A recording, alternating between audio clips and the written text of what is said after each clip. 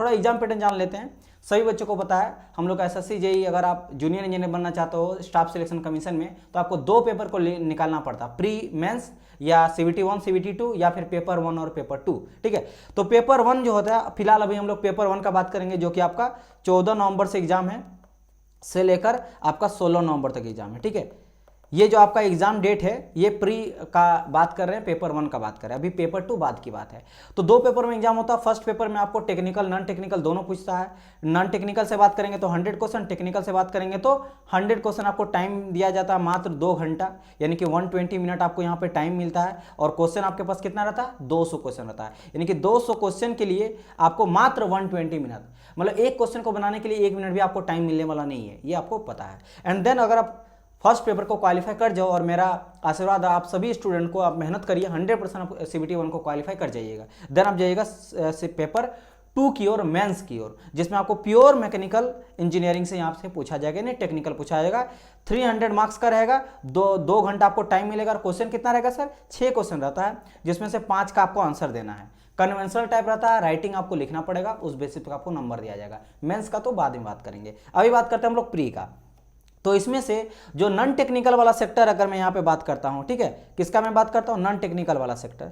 तो non technical जैसे मैंने कहा 100 नंबर का पूछा जाता है, 50 नंबर पूछा जाता है जीके एंड जीएस से। क्या बोल रहा हूँ मैं, जीके एंड जीएस, ये मैं शॉर्ट में कर दिया। जीके एंड जीएस से 50 क्वेश्चन। एंड अगर बात करेंगे टेक का, तो टेक से पूछा जाता है आपको 100 क्वेश्चन। सॉरी, रीजनिंग में पहले लेता हूँ, ठीक है। एक तो जीके जीएस से 50 क्वेश्चन, रीजनिंग से आपका रहता है लगभग कितना, 50 क्वेश्चन, लगभग नहीं 85 क्वेश्चन रहता है। एंड टेक्निकल का अगर मैं बात कर रहा हूँ, टेक का, जैसे मैकेनिकल इंजीनियरिंग से है तो मैकेनिकल से रहेगा आपको 100 क्वेश्चन, तो टोटल हो गया 200। नाउ द पॉइंट इज, यहाँ सर जीके जीएस से क्या क्या रहता है, तो टॉपिक यहाँ पे देखो। सबसे पहली बात यहाँ पे दिया गया जनरल स्टडीज, ठीक है, एंड करंट अफेयर। लेकिन यहाँ से थोड़ा डिटेल में आपको समझाता हूँ। एक तो आपका रहेगा जनरल साइंस, जीएस मतलब जनरल साइंस, जिसमें फिजिक्स केमिस्ट्री बायोलॉजी तीनों से रहता है, मैक्सिमम बायोलॉजी से पूछा जाता है, ठीक है। ये सब्जेक्ट वाइज वेटेज में बात करेंगे कि इसमें भी नॉन टेक्निकल में सिर्फ 3 चीज को अगर आप पढ़ोगे ना तो आप फोड़ सकते हो मैक्सिमम नंबर। ये 50 में से आप ना 35 प्लस ला सकते हो 3 ही चीज को पढ़ के, वो मैं आपको बताऊंगा, पहले देखो समझो। जीएस पूछा जाता है, जनरल साइंस पूछा जाता है, जिसमें आपका फिजिक्स केमिस्ट्री बायोलॉजी रहता है। देन बात करते हैं हम लोग जीके का। इस जीके में आपसे पूछा जाता है हिस्ट्री, पॉलिटी, इकोनॉमिक्स, ज्योग्राफी, ये चारों सेक्शन, प्लस रहता है आपको करंट अफेयर। क्या रहता है, प्लस करंट अफेयर। एंड इस जीके में एक पोर्शन आता है स्टैटिक जीके का, स्टैटिक जीके। स्टैटिक जीके मतलब सबसे बड़ा, सबसे ऊंचा, सबसे पहला, समझ रहे मेरी बात नहीं, करेंसी वगैरह, सॉरी, कंट्री हो गया, करेंसी हो गया, कैपिटल हो गया, ये सभी चीज हो गया। आपसे पूछा हेडक्वार्टर वगैरह पूछा जाता है, पता है, स्टैटिक जो फिक्स रहता है, जो चेंज नहीं होता, उस तरह का चीज पूछा जाता है आपको। तो static GK, current affair, GK and GS पूछा जाता है। मैंने कहा कि 35 नंबर अगर लाना है तो सिर्फ आपको 3 चीजों को पढ़ना, मैं आपको बता देता हूँ। एक तो जीके में अगर बात करेंगे, जीएस में बात करेंगे, जनरल साइंस में बात करेंगे, तो जनरल साइंस में सर आपका होता है फिजिक्स केमिस्ट्री बायोलॉजी। तो कम टाइम है ना, तो डियर सिर्फ और सिर्फ आप बायोलॉजी पढ़ो, सिर्फ बायोलॉजी, क्योंकि बायोलॉजी से हर बार 8 से 10 नंबर तक पूछा गया है। तो यहाँ से 10 नंबर यहाँ से आपका आ जाएगा, ठीक है, 10 नंबर आ गया। फिर बात करेंगे अब जीके में। सर जीके में आपका क्या क्या होता है, हिस्ट्री होता है, पॉलिटी होता है, ज्योग्राफी होता है, इकोनॉमिक्स होता है। तो इसमें से अगर आप ज्योग्राफी को पढ़ोगे ना, ज्योग्राफी को सिर्फ एक मैं बात कर रहा हूँ, टाइम आपके पास है सब पढ़ो, लेकिन मैं आपको पहले बता रहा हूँ, अभी हम लोग पूरा का पूरा मैं आपको टोटल यहाँ पे बताने वाला हूँ कि कैसे कंप्लीट पढ़िएगा। पहले मैं आपको शॉर्ट में बता देता हूँ। तो इसको पढ़िएगा तो यहाँ से भी हर बार 10 नंबर के आसपास पूछा जाता है, तो 20 यहाँ पे हो गया। अब बात करते हैं करंट अफेयर का।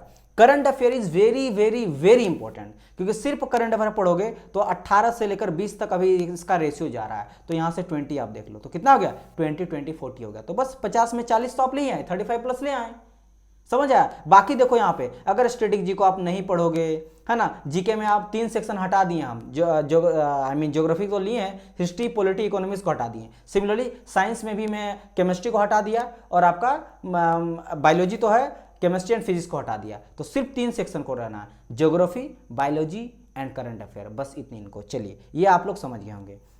मैं बना चुका हूं वीडियो में एसएससी जे का गाइडेंस सीरीज में, मैं सभी चीज को डिस्कस कर रहा हूं। अब बात करते हैं रीजनिंग में। रीजनिंग में 50, तो देखो रीजनिंग में सारे टॉपिक इजी हैं, ठीक है। अगर आप इंजीनियर हो तो रीजनिंग बनाना कोई टफ बात नहीं है। यहाँ पे मैं तो बात कर रहा हूँ 48 प्लस आप ला सकते हो। अगर आप थोड़ा भी ध्यान दोगे ना तो 45 तो आराम से आप अटेंड कर लोगे। तो इन दोनों से मुझे लग रहा है कि आप लोग जो है कितना नंबर ले आएगा, ऑलमोस्ट मुझे लग रहा है कि इससे 45 और इधर में 40 भी मानता हूँ ना, इधर 40 और इधर 45 में लेके चलता हूँ, तो ऑलमोस्ट यहाँ पे 85। चलो फिर भी मैं 80 ही लेके चलता हूँ, कितना 80 आ गया यहाँ से, ठीक है। अब बात करते हैं मैकेनिकल इंजीनियरिंग का, तो ये तो आपको पढ़ना पड़ेगा। इसमें भी सब्जेक्ट वाइज वेटेज, जैसे एफएम एक ऐसा सब्जेक्ट है जहां से 35 नंबर क्वेश्चन पूछा जाता है सिर्फ एक सब्जेक्ट से।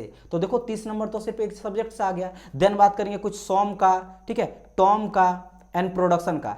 इसको अगर आप ध्यान लीजिएगा तो यहां से 30 नंबर आ गया, क्योंकि सॉम टॉम हमेशा 10 नंबर, मतलब सम से 8-10 नंबर, टॉम से 8-10 नंबर, प्रोडक्शन से लगभग 10 से 12 नंबर। तो इन तीनों मिला के आपका 30 हो गया। तो 30 और 30 60-65 नंबर सिर्फ आपका 4 सब्जेक्ट से आ जाता है, 12-13 सब्जेक्ट मैकेनिकल में से, समझ आया। तो यहां से भी अगर आप बहुत ही, मैंने कहा ना, देखो अभी के टाइम पे ना स्मार्ट स्टडी बहुत इंपॉर्टेंट है। स्मार्ट स्टडी इसी को बोलते हैं कि आप पेपर पैटर्न को पढ़ो। मैं लगभग 10 साल का पेपर देखा हूं, एसएससी जी का 20 साल का मैं पेपर देखा हूं।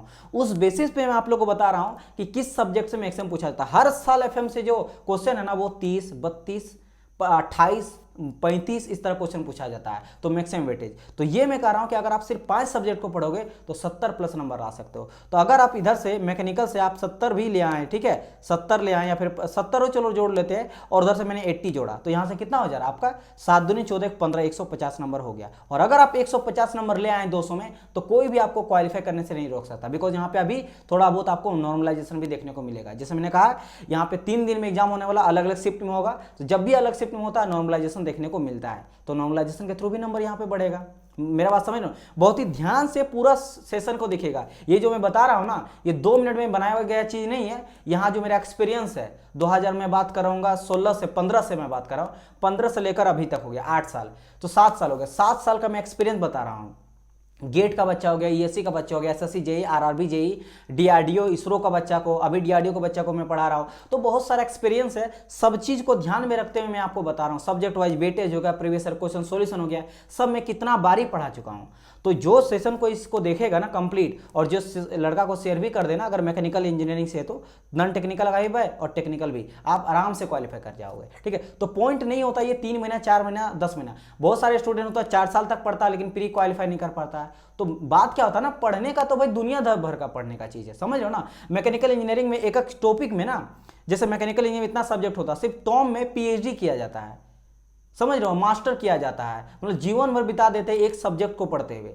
तो पढ़ने के लिए बहुत सारा चीज है, लेकिन इस पर्टिकुलर एग्जाम के लिए, जिस भी पर्टिकुलर एग्जाम के लिए आप प्रिपरेशन कर रहे हो, उसके लिए क्या पढ़ना है, क्या छोड़ना है, ये आपको पता होना चाहिए। और ये पता चलता है जब बहुत टाइम से आप एक्सपीरियंस हो या फिर पेपर का एनालिसिस किए हो, ठीक है। तो वो मेरे पास है और मैं आप लोगों को साझा कर रहा हूं, बस आपको क्या करना, फॉलो करना, दैट्स इट। चलिए इतना हो गया। और पेपर 2 का मैंने कहा बाद में हम लोग डिस्कस करेंगे। तो यहां से आप समझ गए होंगे किस तरह से लाना है।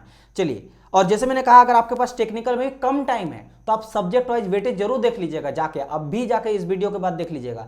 सब्जेक्ट वाइज वेटेज में मैं कुछ ऐसा 4-5 सब्जेक्ट ही बताया है जिससे आप 65-75 तक नंबर ला सकते हो, सिर्फ 4-5 सब्जेक्ट। और जिस तरह मैंने कहा आपको जीएस में भी, जीके में भी सिर्फ 3 सब्जेक्ट को पढ़ो। अगर मैं तोड़ के कहूँ ना तो जनरल साइंस से 3 हो गया, physics chemistry biology 3, and GK से हिस्ट्री पॉलिटी वगैरह लेंगे तो 4 आ जाता है, 4 3 7, करंट अफेयर 8, स्टेट जीके 9। तो 9 सब्जेक्ट में 3 मैंने बात करा। सिमिलरली रीजनिंग जो है वो तो इजी है ही, एंड मैकेनिकल इंजीनियरिंग में बात करो सिर्फ 4-5 सब्जेक्ट को पढ़िएगा तो आप 75 नंबर ला सकते हो। तो बस हो गया, 150 लाइन क्लियर हो गया। कुछ नॉर्मलाइजेशन में अगर 5-7 नंबर मिला तो हो गया 160 के आसपास निकल गया आपका, समझो। और मैंने नॉर्मल कहा, मैं मात्र इतना ही कहा, आप तो एक्स्ट्रा पढ़िएगा ही, कुछ ना कुछ फिजिक्स का नंबर तो आप ले ही आइएगा, केमिस्ट्री में भी 1-2 नंबर तो जरूर ले ही आइएगा, मैं तो ये मान के चल रहा हूँ, तो उसमें भी 5 नंबर तो बढ़ेगा ना, ठीक है। तो ये तरीका होता है पढ़ने का, और उसी तरह आपको प्रायोरिटी देखना। चलिए